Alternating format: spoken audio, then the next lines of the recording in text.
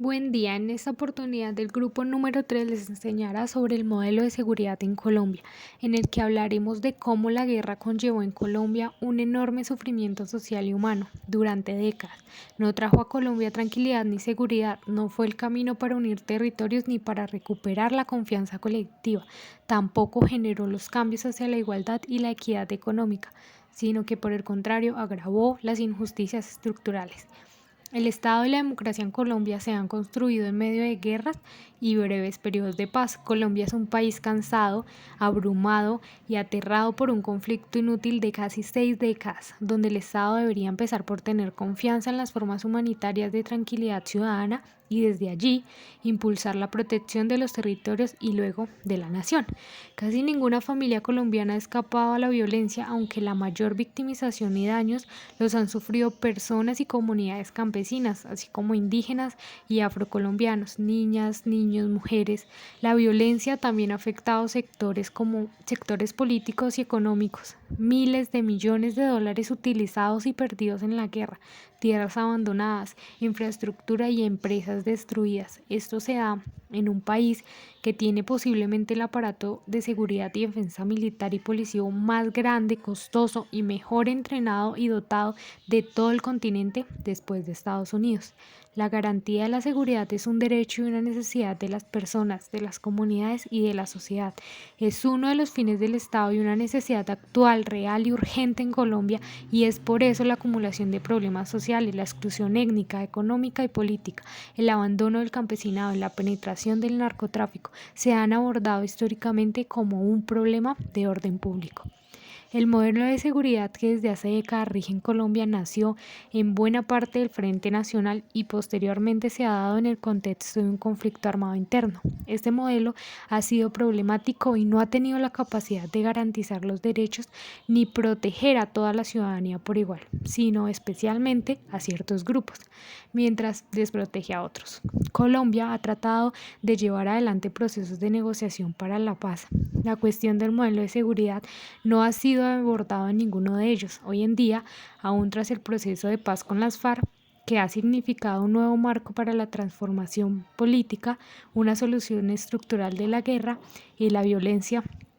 requiere un cambio de mentalidad y un enfoque de seguridad, así como transformaciones necesarias que se derivan de los hallazgos de la Comisión de las diferentes áreas de estudio, como paz completa, protección integral de los territorios, superación del enfoque prohibicionista del problema de narcotráfico, lucha contra la impunidad y apertura del régimen político. Se requiere un compromiso serio con el cumplimiento de la ley que redunde en la legitimidad del Estado. El tema número 2 es la construcción histórica del actual modelo de seguridad y sus principales rasgos. Como primer rasgo tenemos la relativa autonomía de los militares frente al poder civil y la delegación del control del orden público.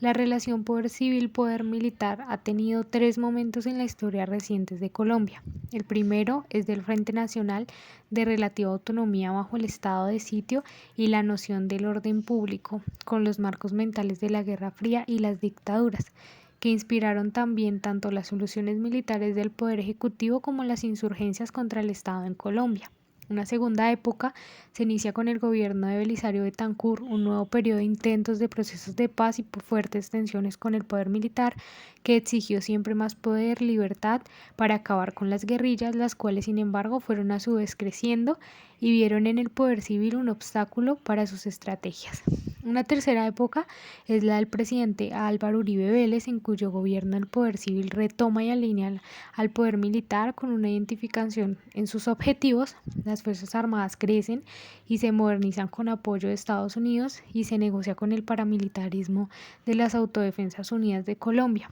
Finaliza esta época con el presidente Juan Manuel Santos, quien manteniendo ese liderazgo civil trató de implicar a los militares en el proceso que condujo al país al acuerdo de paz con las FARC. La relativa autonomía de los militares frente al poder político tiene como hito fundacional el discurso de Alberto Lleras, primer presidente del Frente Nacional, que se dio en el Teatro Patria el 9 de mayo de 1958. Lleras afirmó en ese discurso que un golpe de Estado sería escasamente sostenible en el tiempo y contraproducente para la inversión extranjera y la prosperidad del país. Dijo que en vez de eso planteó una división del trabajo entre el poder civil y el militar. El discurso no ofreció impunidad ni autorización para la comisión de abusos, sino autonomía con responsabilidad plena en el cumplimiento de la función.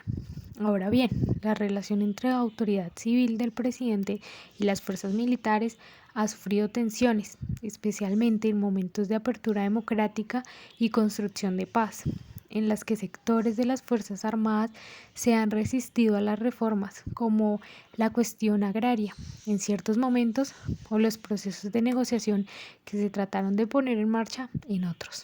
Un ejemplo de esta tensión es que mientras algunos altos mandos se preparaban para ser los generales de la paz y el gobierno incluyó a los militares en la negociación, que se consideraban pasos positivos, se dio la resistencia de parte de las Fuerzas Armadas y de Juan Carlos Pinzón, ministro de Defensa del presidente Juan Manuel Santos. El proceso de paz con las FARC, a pesar de que los militares tuvieron representación en la mesa de negociación y tomaron parte de las decisiones, estos elementos muestran que la seguridad puesta en manos de los militares con harta autonomía es contraria al proceso de paz. Los militares no han conocido una fuerza armada dedicada totalmente a la paz y a proteger a todos los ciudadanos de Colombia, empezando por los que tradicionalmente han sido excluidos, perseguidos y empobrecidos. El número 2 es el enemigo interno y cambios en la doctrina de seguridad, la consideración de la población civil y los movimientos sociales.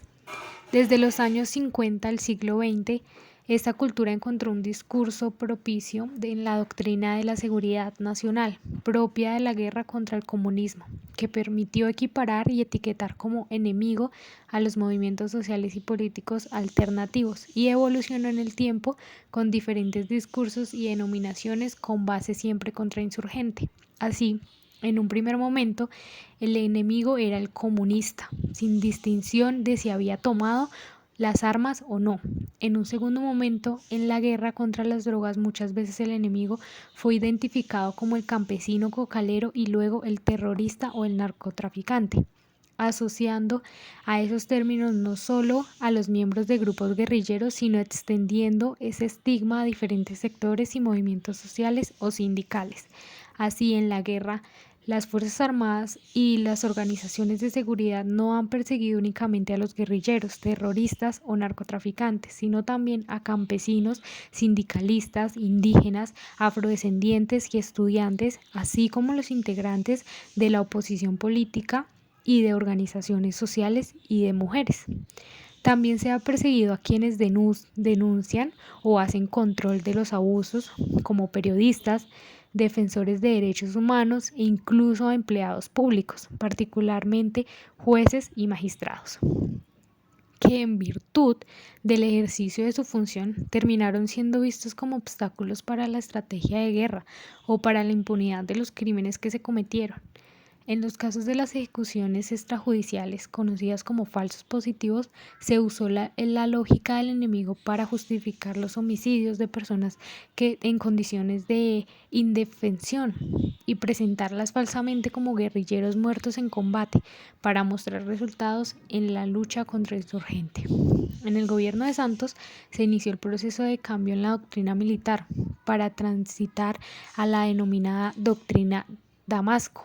que buscó distanciarse de la idea del enemigo interno, al reconocerla como un concepto cuestionable desde la perspectiva de los derechos humanos. Estas iniciativas muestran la toma de conciencia, en este caso del entonces presidente, y una parte de la culpa militar involucrada en ese momento en estos cambios, como la vía en que Colombia puede dejar atrás esa doctrina que ha sido la causa de una buena parte del sufrimiento social y de la violencia contra la población civil, con un compromiso de Estado y de las fuerzas militares. Durante el gobierno de Duque se revaluó la doctrina Damasco, que había sido construida como un marco para la actuación militar durante el posconflicto, y se retoma la antigua doctrina de guerra. Para continuar tenemos el punto 7.3, militarización, territorios y estados de excepción. Entonces decimos que la militarización de los territorios es una consecuencia de la manera como el poder político y militar se relaciona con el territorio y pretende mantener la soberanía. Se disputa el territorio y la población con las armas y la coerción más que con la participación y la democracia. Así se ha tratado de controlar el territorio a través del control de la población. En Colombia no ha sido prioridad la construcción de una presencia del Estado que sea integral y civil, pues la autoridad civil ha delegado la presencia territorial del Estado en el poder militar y en sus relaciones con los poderes locales. El enfoque expansivo de lo militar también se ha reflejado en la creciente militarización de la Policía Nacional, que formalmente es considerada un organismo civil, pero el conflicto armado la ha involucrado en la guerra. Además, la policía ha tenido carácter contrainsurgente, antinarcóticos y antiterroristas. Además, emula la estructura, jerarquía y grados de las fuerzas militares, usa su doctrina y se involucra en la guerra. Una estrategia central de la intervención militar involucrando a la población civil en el conflicto han sido las acciones cívico-militares, que estas han sido planteadas inicialmente desde el Plan Lazo, en los años 70, que pues evolucionaron en los mecanismos de coordinación de la acción integral en los años 2000, y que hoy se mantiene en parte con la doctrina de la acción integral. Además, la acción cívico-militar se planteó como un mecanismo de ayuda para la solución de problemas básicos de la población civil. Según un informe del Ejército Nacional recibido por la Comisión de la Verdad, en lo referente a la acción cívico-militar se incorporó a la doctrina militar con el firme propósito de que por medio de ésta se apoyara a la población campesina, logrando así poder erradicar los aún existentes vestigios de violencia bandolera que se mantenía en ciertas zonas del país.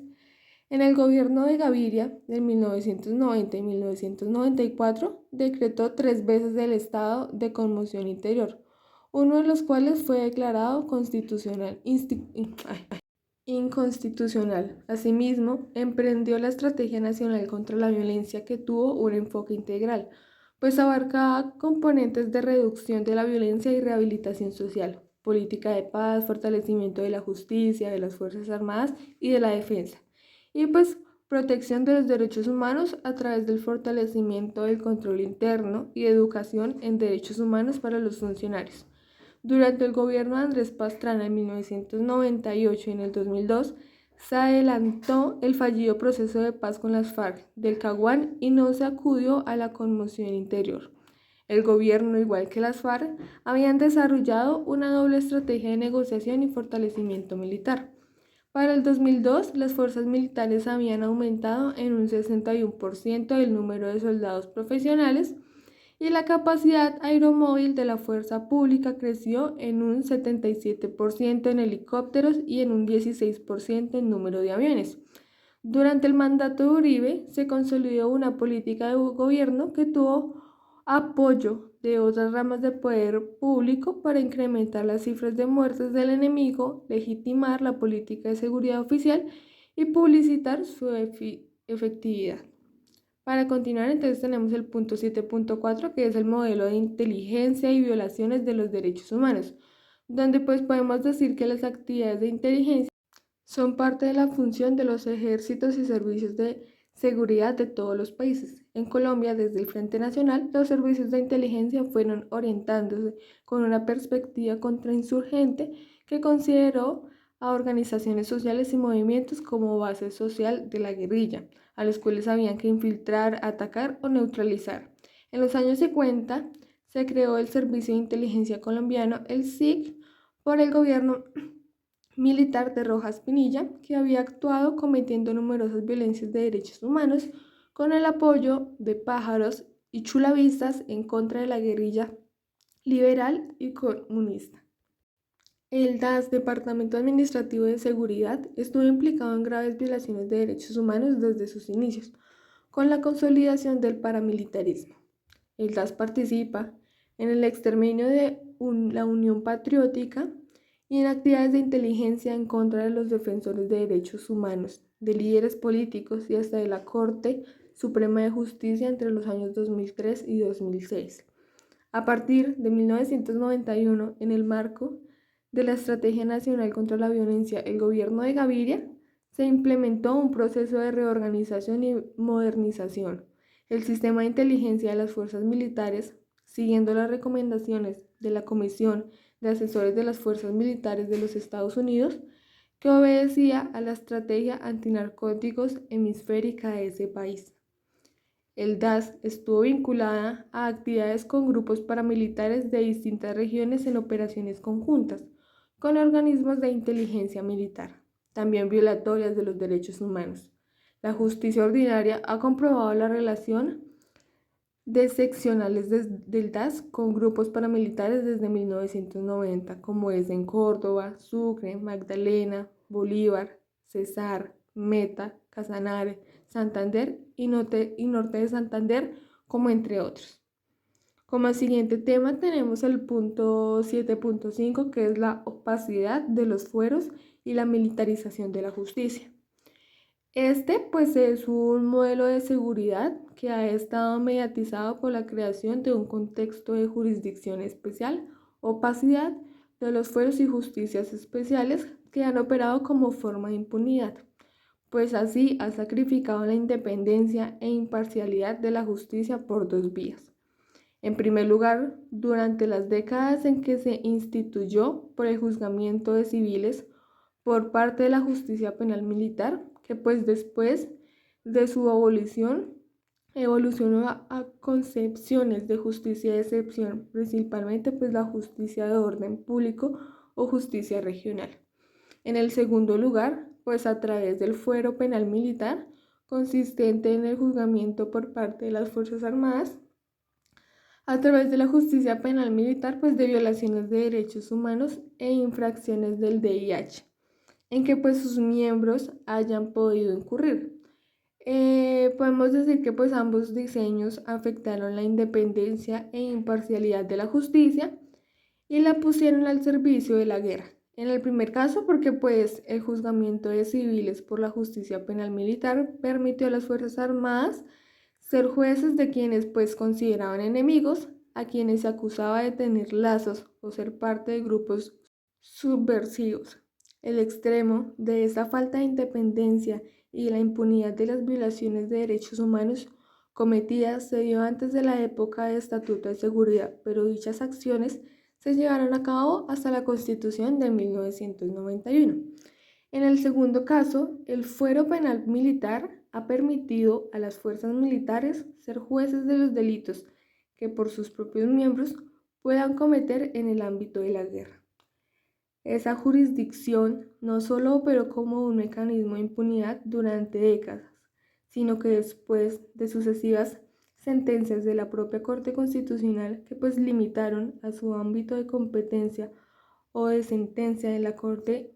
Interamericana de Derechos Humanos, que señalaban que las violaciones de derechos humanos no podían ser investigadas por la justicia penal militar, donde se han ido dando hasta hace muy pocas décadas por conflictos de competencia que pues si bien se han resuelto de forma congruente con la perspectiva de la jurisprudencia nacional e internacional,